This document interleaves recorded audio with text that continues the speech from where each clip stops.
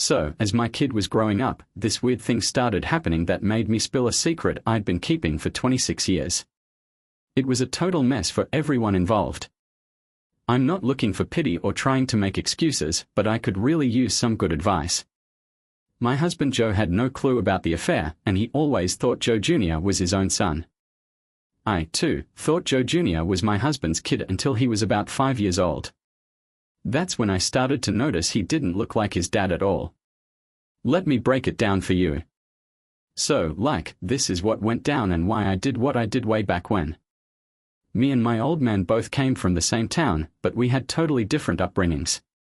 Joe, he grew up in a regular middle-class neighborhood with his mom, dad, and sisters. Me, on the other hand, I was raised by my mom and grandma in Section 8 housing during my teen years. My dad lived in a town 11 miles away. My mom had me when she was 17, married my dad at 18, and they split up 7 months later. Both of them had issues with alcohol and pills, both the prescription kind and the recreational kind. My grandma was a heavy drinker and chain smoker. I'm not telling you this for pity, I just want to give you some background on why I made some not-so-great decisions at the beginning of my marriage.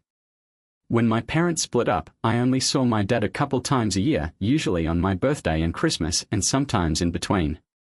He did care about me, but his pill problem made it hard for him to take care of me. After the divorce, my mom and I moved in with my grandma, and I stayed with them until I married Joe. Over the next 15 years, we moved 11 times. Man, there were times when we couldn't pay the rent and got kicked out. Sometimes we had to move in the middle of the night, leaving the landlord with unpaid rent for months. Every time I finally started to feel at home and make some friends, we had to up and move again. It was so stressful. My mom and grandma were always changing jobs, sometimes even more than once a year. They would work these crappy, low-paying jobs until they got fed up or got fired.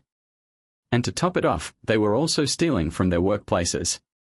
It was a tough situation. Why I know my family's got a bit of a history with shoplifting. Both my grandma and my mom have been caught stealing little things multiple times over the years. My grandma had my mom when she was just 16 and never tied the knot. Both my mom and grandma had tons of boyfriends over the years, even some one-night stands. None of their relationships ever lasted more than a few months. But hey, I gotta give them credit, they always made sure I had food, clean clothes, and a comfy bed. My upbringing wasn't exactly traditional, the environment wasn't the best for a kid to grow up in, and because of that, well, let's just say it's had an impact on me. So, back in high school, I was going down the same road and had 7 boyfriends. One of them ended up getting me pregnant, even though I wanted to keep the baby. But my mom and grandma talked me out of it, just like they did when they were young. I still regret that decision to this day. But then Joe came into my life. He was like my guardian angel, the perfect match for me. I met him while I was working at an ice cream stand in town. He came up to the window and asked for my recommendation.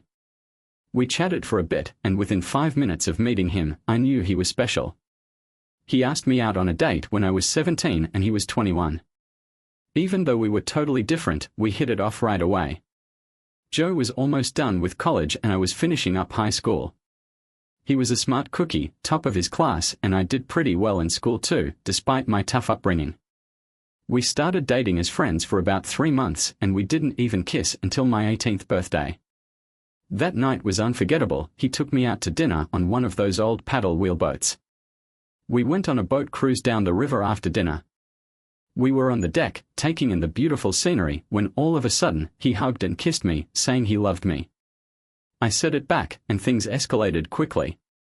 We fell deeply in love. Joe graduated and got a job in the biggest city in our state. He didn't want to leave me alone in a new place, so he asked me to move with him. We lived together for 4 months and then decided on a whim to get married at the courthouse. You might be wondering if Joe knew about my past. Well, he did. Our parents had no clue about us until we spilled the beans. My mom, dad, and grandma were stoked for us, but Joe's parents were not happy. They were cool with him dating me, but not down with him marrying me because of my rep in high school and my family's past with drugs. Luckily, Joe didn't give a crap about that stuff and we started our life as a married couple. Joe bought us a little house in a trendy neighborhood in the city, using money from his parents for the down payment and taking out a high-interest loan. We had a hard time paying for it, so we had to cut back on expenses and didn't have much furniture for a while. Joe was busy with his new job, so I was left alone in our new city. To keep myself occupied, I got a job at a frozen yogurt stand nearby. It was a great way to get out of the house and meet people in the area. That's where I met our neighbors Cheryl and Charles, who were in their early 40s. Charles worked as a truck driver and Cheryl was a stay-at-home mom with 5 kids. They were the only ones in the neighborhood who weren't wealthy.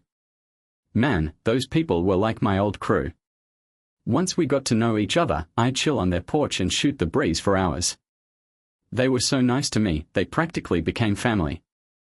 Especially since Joe was always working his butt off. But let me cut to the chase. One week, Cheryl was in the hospital and Joe was out of town for work. After my shift, Charles saw me and asked if I wanted to grab some grub at a fast food spot nearby. I was dead tired from a 10-hour shift, so I said yes.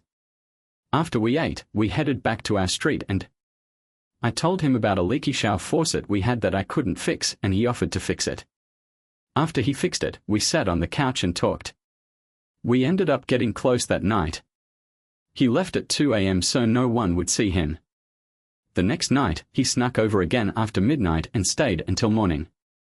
After our second time, I felt really guilty and we both decided to stop and not talk about it anymore. It's weird when I think back on those days now. I don't know why I did it. I wasn't even attracted to him. So basically, Charles wasn't exactly a looker, short, dressed in old clothes and broke. But there was something about him that reminded me of my old man. So I ditched Charles and put all my attention on Joe, asking for forgiveness from the man upstairs. I vowed to spend the rest of my days making it up to my hubby, and I did. Joe came back from his trip and we went back to our normal married routine, except now I was even more loving and caring. And guess what? 6 weeks later, I found out I was pregnant. Yeah, I knew there was a slim chance the baby might not be Joe's, but I never thought it would actually happen. Joe and I were always together, sometimes even more than once a day, except for the 3 days he was away for work. I was only with Charles those 2 nights, and both times he made sure to pull out. After that, I never talked to Charles or Cheryl again, and I never saw them either. About a week later, they suddenly moved out in the middle of the night without saying goodbye to anyone. Turns out, their house was being foreclosed, but they never mentioned it to anyone. Nobody stayed, they all just up and left before they got kicked out. Everyone in the neighborhood was shocked. My pregnancy was really rough, and I had to be bedridden for the last 2 months. My husband took such good care of me, it just made me love him even more, if that's even possible. When I was 19, I had our son and we named him Joe Jr. Joe was so happy and proud to be a dad. At first, for a few years, I truly believed Joe Jr. was Joe's child. But by the time he was about 5, I could tell he wasn't his. His hair and eyes were just like Joe's, and even his face, body shape, and the shape of his head were identical to Charles and his son's. My husband didn't know Charles or Cheryl very well, so I thought my big secret would stay hidden. Fortunately, we didn't have those home DNA tests back then like we do now. But then, to make things worse, after Joe Jr. was born, my doctor told me I couldn't have any more kids because of the difficult pregnancy and scarring it caused. When I found out, I asked Joe to adopt. So, there was this other kid, but he told me he was cool with just me and our son and didn't want any more. I kept bugging him because I thought having another kid would make our relationship stronger in case Joe Jr.'s biological dad ever popped up. Finally, after 5 years, Joe caved and we ended up adopting our second son, who we now call Stevie. Now we were a happy family of 4, with my boys looking up to their dad and him absolutely adoring them. They were super close, especially Joe and Joe Jr. Joe is tall and in shape, standing over 6 feet 2 inches, while Joe Jr. is shorter and stockier, just like his biological dad. Dad, Joe Jr. was feeling down because he wanted to be just like you but couldn't keep up with your physical or academic abilities no matter how much he tried. But Joe didn't mind, he always told Joe Jr. that he was awesome just the way he was and pushed him to be himself. Don't try to be a copy of me, find your own way and do what makes you happy, he would always say, boosting his confidence. Eventually, Joe Jr. found his calling in trade school where he learned plumbing. Now he has a solid job, makes good money, and is happily married with a baby. Joe's dad is so important to him that he named his son Joe 3 after him. But then things got even crazier when Joe Jr., who lives about an hour away, showed up at my door out of the blue. I could tell something was up, and sure enough, he told me that some guy claiming to be his brother had contacted him. Turns out they did one of those DNA tests and found out they were actually half-brothers. They found each other online, and when they met up, the guy gave Joe Jr. a copy of the results to confirm it. So, Joe Jr. got a DNA test done and it came back with the same results. He showed me the test and started crying, asking me why I hid the truth from him and his dad. I said sorry and explained that I kept it a secret to protect them. I was too shocked to cry, just focused on comforting my son. After a while, he looked at me with anger and called me a terrible person. I tried to convince him otherwise, but he was like, it doesn't matter who my real dad is, cause Joe will always be my pops. But then Joe Jr. was all, yeah, Joe is my dad, but you ain't my mom anymore. And then he stormed out. I called him, begging him to come back and chat, but he was like, nah. When I mentioned we had to tell his dad, he freaked out and told me not to spill the beans. I was like, we can't keep this on the DL now that you know. He yelled at me to shut up and then hung up. I tried calling and texting him, but no response. Joe just told me to stop talking to his dad and to not come over to his place. That's when I couldn't hold back my emotions anymore. Joe didn't come home that night, he just sent a text at 7:09 saying he won't be home, he's staying with his son. I knew he knew the truth by then. I didn't want to add more stress, so I left them be and cried all night, couldn't get any sleep.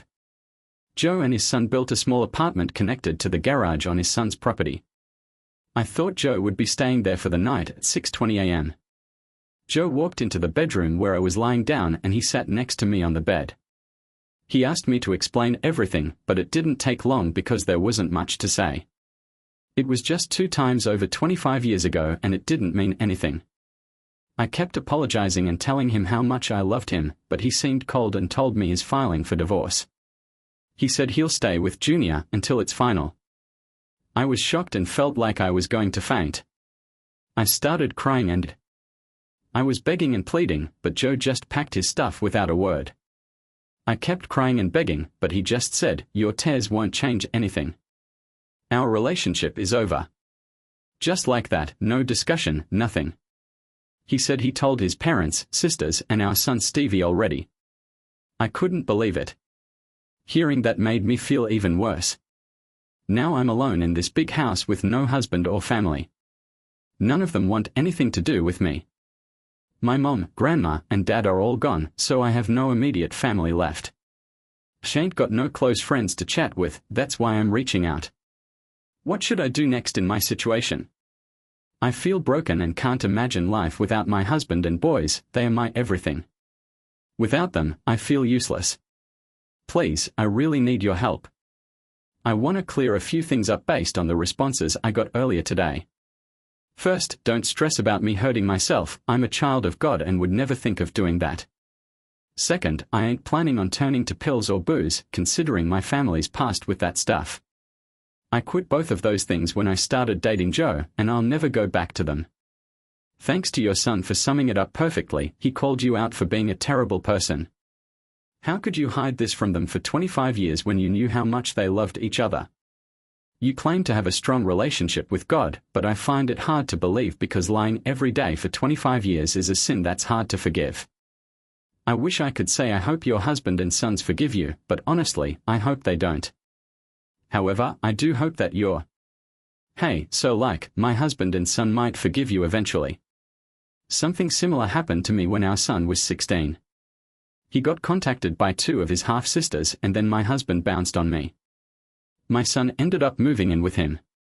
My husband even got hitched the next year and my son didn't talk to me for like 25 freaking years. Our relationship is still kinda messed up.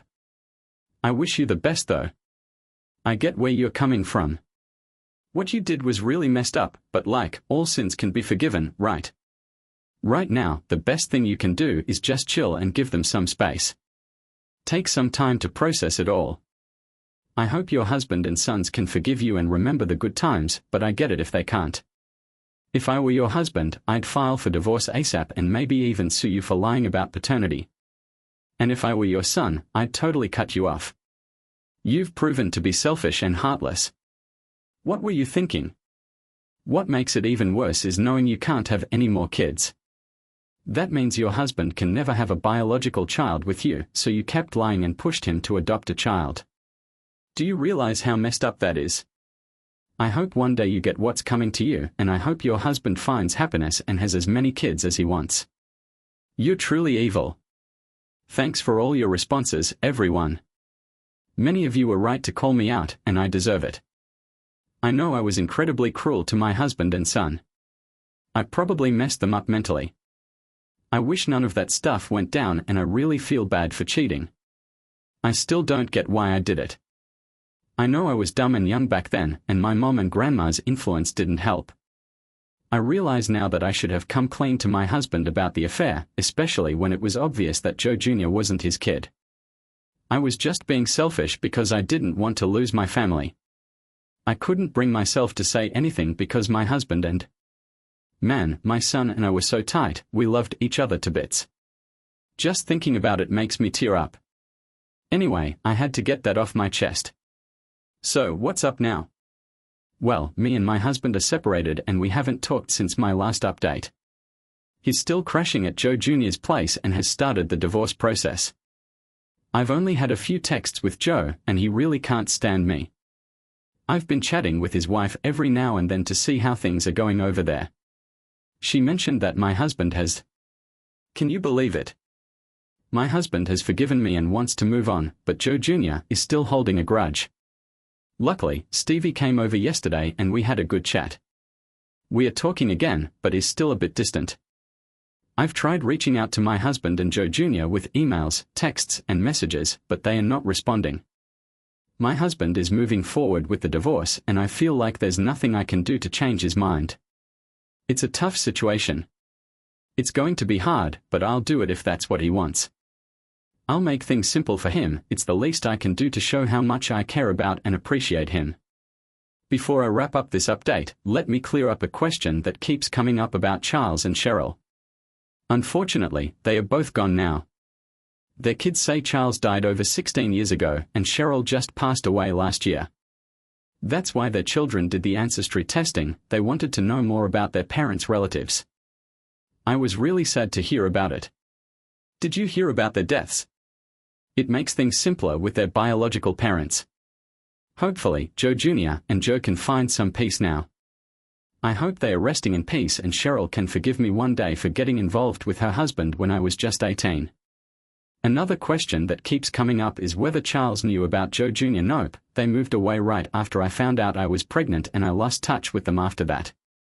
Hey, just to let you know, I think Joe J was actually Joe's son until he was about 5 years old. That's all I have to say for now. Thanks for all the responses to my story.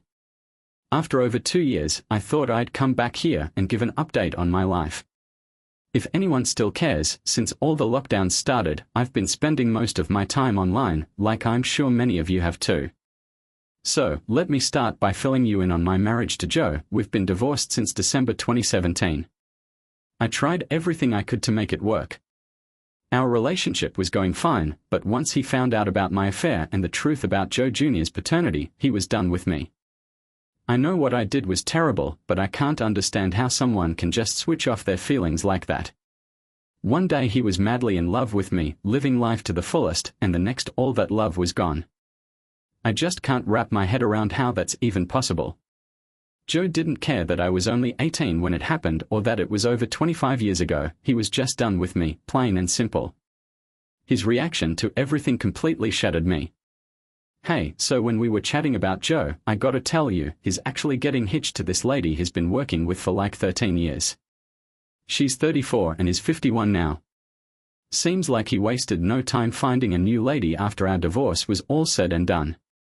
I have a feeling he was messing around with her while we were still married, but my daughter-in-law swears that's not true. She says they only started dating after we split up. Apparently, Joe Jr. and Stevie are gonna be the best men at their dad's wedding. My ex-husband's new fiancée also mentioned something about that. My ex-fiancée is an awesome lady and they are gonna pop out a bunch of kids once they get hitched. She's gonna quit her job to be a stay-at-home mom. It's hard for me to hear, but I really do wish them all the best. I used to bring up the idea of adopting another kid or having more with Joe, but he shot it down. Now he's planning to have a bunch of kids with his new wife. It hurts, even though I know it's a whole different situation. It's been a few years since our divorce, but I'd switch places with Joe's wife in a heartbeat. Hey, just wanted to give you an update. Joe Jr. and I have been chatting again for about a year now. But it's always me who initiates the conversation, and he usually just gives short replies. Stevie does the same, although he does ask me questions sometimes. It feels like my sons see me as the bad guy and only talk to me when they have to. Joe Jr.'s wife, my daughter-in-law, has been a real lifesaver during the divorce. She's super wise and has been a great support as a spouse and parent. She always tells me, heartbeat. Tell it to me straight, even if it hurts, and I respect her honesty. She's really great. I think that's everything I wanted to say. I wish I had better news, but things are getting better little by little. Joe was fair in the divorce settlement, and now I have a job doing data entry at the university, so finances are looking good. I would give anything to save my marriage, but it's not possible. Thanks for reading my post and for your support. Take care and stay well. Learn from my mistakes, okay? Alright, that was interesting. Alright, let's move on to another juicy story. Keep your eyes peeled and let's get into it. Story number 2, Linda Richards pulled up to her house and pressed the button to open her garage door. As she drove in, she noticed her husband's truck wasn't there. Maybe he took the kids out for dinner, she thought. It seemed a bit late for that, but then she remembered it was Friday evening and the kids didn't have school the next day. She smiled at the thought of Jack taking care of the kids for once, as she often felt like she was the only one looking after them. 3 kids, not just 2, got out of the car. She walked into the house, with darkness already outside. The silence inside the home where she lived with her husband and kids felt weird without the usual noise and light from the TV playing video games. She thought about her earlier meeting with her lover, Michael, feeling a bit guilty but then shrugged it off. Looking around the dim, quiet house, she wondered if this would be her life if Jack decided to end their marriage. After a moment, she laughed to herself and headed upstairs, thinking, no way. I thought if Jack was gonna bounce, he would have done it by now. She's been seeing Michael for 8 months and Jack never called her out on her excuses.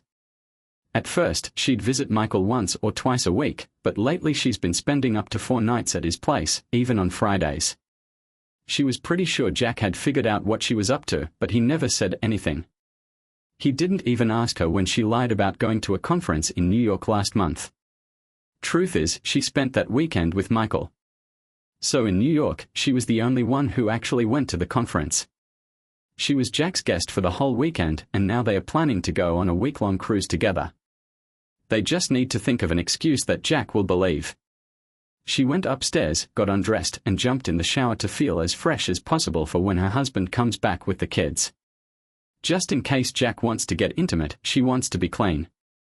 Even though he hasn't been romantic with her lately, she doesn't expect it tonight, but she's ready just in case. Man, you never really know. She just slipped under the covers and passed out. The next morning, she woke up expecting her husband to be next to her, but he was nowhere to be found. His side of the bed was untouched. She stopped, listening for any other noises in the house. Maybe they are outside, she thought. She got up, threw on her robe, and checked the house, but they were nowhere to be seen. Looking outside, she wondered if they were in the yard, but it was empty. She ran around, calling out for them. She called out his name but got no answer. Getting worried, she checked the garage and saw that Jack's truck was still missing. She hurried back upstairs, checked the closet, and noticed all of Jack's stuff was gone. She rushed to the kids' rooms and saw their things were missing too. Has he really left? She grabbed her phone and dialed Jack's number, only to hear a disconnected message.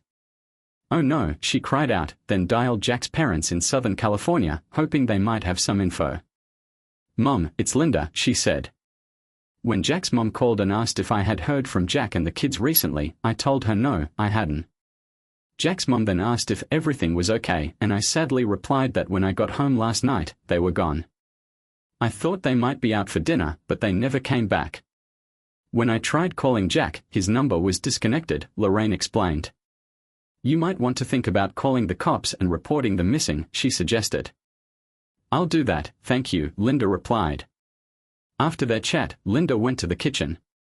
So, she was just chilling with her coffee when she saw this envelope by the pot with Jack's ring on it. She was all curious and anxious, so she opened it up and found a note from Jack. As she sat down with her coffee, she read the note which said, "Hey Linda, in case you didn't know, I'm outta here. The kids are with me and they're fine. You totally forgot our 15th anniversary yesterday and decided to hang out with Michael Freeman instead of me. But let's be real, I saw that coming. This ain't the first time. Hey, you totally missed Jason's 13th birthday last month. I covered for you, saying you were busy with work, but really you were with Freeman in bed. Remember how you ditched Allison's birthday for him too? She was heartbroken when she found out. And what about when Jason got hurt playing football at school 2 months ago? You weren't there for him because you were with Freeman. The school tried calling you, but you said you were busy. So I was in a meeting when the investigator drops a bomb on me about you and Freeman getting all cozy at the Hilton that day. I've been hip to your affair with Freeman for a minute now, and the kids know too. I also know about that fake New York conference and the shady stuff you two are scheming. You don't need to front with me anymore. You picked Freeman over your own fam, so I had to do something about it. I was hoping you'd cut ties with him and come back to be my wife and the mother of our children. Maybe we could have worked things out, but you. I've made up my mind, you've been MIA lately, so now it's my turn to do something about it. I'm leaving, and since you don't seem to care about the kids, I'm also suing Michael for alienation of affection, which is against the law here. I might not be able to actually go through with it, but I'm gonna try. I might not get much out of it, but that's not the point, it's about the principle. Listen, I always tell the kids that when you make bad choices, there are gonna be consequences. So you decided to choose your new lover over the kids and left them with me for like 3 or 4 nights a week while you were with Freeman. Now, I'm thinking I should have custody of the kids and you might have to cough up some child support since you make good money. I'm not asking for any spousal support though. I won't stop you from seeing the kids, but you'll have to get a passport and pay for your own travel because we're moving to Australia. I got a promotion and will be there. Hey, just wanted to let you know that I'll be running the show at work for the next 5 years. I tried to tell you this good news, but you were always hanging out with Freeman in the evenings, so I never got the chance to celebrate my promotion with you. Anyway, you'll find a resignation letter in the top drawer of my desk. I'm leaving you the house and half of our bills. I took my name off of everything, so it's all yours now. Enjoy. Oh, and if you try to fight the divorce, you might just end up becoming the next viral porn star. Just saying. Hey, sorry to break it to you, but I'm quitting. In the package, you'll find some juicy photos of you and Freeman together. These are just a sneak peek of the hours of video footage I have of you both. I wish I could say the past 15 years were awesome, but let's be real, they weren't. The first 13 were alright, and I gave you all my love, but clearly it wasn't enough for you. You've been acting distant for the past year or so, and you keep brushing off my attempts to fix things with lame excuses for why you're never around. You must have noticed that we haven't been. We've been together for a while now, but honestly, the thought of being with you now makes me sick. You might have thought I didn't care about what you were doing because I never physically stopped you. You know I would never force you or tell you what to do, that's just not me. But the truth is, you hurt me more than you realize and I can't get over it. So please, spare me the cliches and nonsense. You should know that in all the years we were together, I never even thought about cheating on you. You and the kids were always my priority. Listen, you used to be our top priority, but for the past 8 months, you've been MIA. Now it's like we don't even matter to you. I hope whatever you were doing was worth it. Don't bother trying to contact me or the kids. They might decide to reach out to you on their own, but I'll tell you right now, they are not happy with you. If you need to say anything, talk to my lawyer. Their business card is in this envelope. Goodbye, Linda. The letter was signed simply, Jack. With tears in her eyes, Linda folded the letter and put it back in the envelope. Jack's lawyer's business card was sitting on the table, so she decided to give him a call on Monday. She dialed Michael's number on her cell phone, and he answered after the second ring. "What the hell happened?" Michael yelled when she explained Jack's actions. "That guy you said was cool with everything, I thought he knew, but he never tried to stop me," she said. "Now they are all gone, what do I do?" she cried out. "Should I come over?" he offered. "Please," she pleaded. Michael headed to the house, ignoring the man parked nearby in a regular car. "Thanks, Mom," Jack said to his mother after she finished talking to Linda. "You're welcome, son," she replied, giving him a hug. "Promise me you'll call when you arrive in Melbourne," she said. "I will, Mom," he assured her. The kids hugged their grandmother one last time, and all three of them headed to the airport. It marked the beginning of a new adventure for the children and the end of a 15-year chapter for Jack. A part of him missed Linda, but another part was relieved to finally be free from her after putting up with her for 8 long months. Michael Freeman was cheating on Linda, and he thought it was a chance to start fresh. He finally decided it was time to move on. True to his word, Linda was served divorce papers at her job the next Monday. The process server made it known to everyone that the reason for the divorce was because of Michael's cheating and neglect. Linda was mortified as her co-workers gave her sympathetic looks. Michael was also being sued for breaking up a marriage. Linda contacted Jack's lawyer, who told her to either sign the papers or get her own lawyer. After talking it over, she decided to seek her own legal representation. After talking to a few lawyers, she understood that Jack's offer was as good as it could get under the circumstances. She reluctantly signed the papers and sent them back to Jack's lawyer. Meanwhile, Jack had moved into his new place in Melbourne, and the kids were getting used to their new environment. It took them a while to feel comfortable there. Jack eagerly read the email from his lawyer, wanting to see the latest news. He was relieved to hear that Linda had signed the papers, but he wasn't too thrilled about her decision to move. Michael moved back into their old house, and he knew it was just a matter of time. The divorce went smoothly because Linda didn't put up a fight. The court made her pay some child support, which she did without any drama. Jack didn't need the money, so he saved it for the kids' college fund. Freeman sorted things out with Jack's lawyer without going to court, and that money also went towards the kids' college fund. Over the next few years, Linda sent the kids Christmas gifts. So, Jack sent birthday cards to everyone, and from the notes, he found out that she sold the house and married Michael, who ended up cheating on her. After some online digging, Jack found out that the woman Michael was seeing was actually married herself, and her husband was not happy about being deceived. So, both Michael and the woman got what was coming to them, with the husband ending up in jail. Jack wasn't shocked at all. Once a cheater, always a cheater. Linda kept saying she would come visit, but we'll see if that actually happens. The kids, but she never actually did it. Jack wasn't surprised by this either. Eventually, the kids stopped believing her promises and just saw them as empty words. As time went on, the postcards and letters came less often, and after 3 years, they stopped completely. On the bright side, Jack met Chloe, a beautiful blonde woman from Adelaide who had moved to Melbourne 5 years ago after her husband left her for someone else. They dated for almost a year before Jack proposed. "Are you really sure about this, Jack?" she asked. "You know I can't. Having kids is what made my first husband leave. He was an idiot. I've never been more sure of anything in my life. He told me, 'I love you deeply and want to spend the rest of my days with you.' I love you deeply too, Jack," she said. "I want to spend my life with you, but what about your kids? Will they accept me as their stepmom?" "Let's ask them," Jack replied.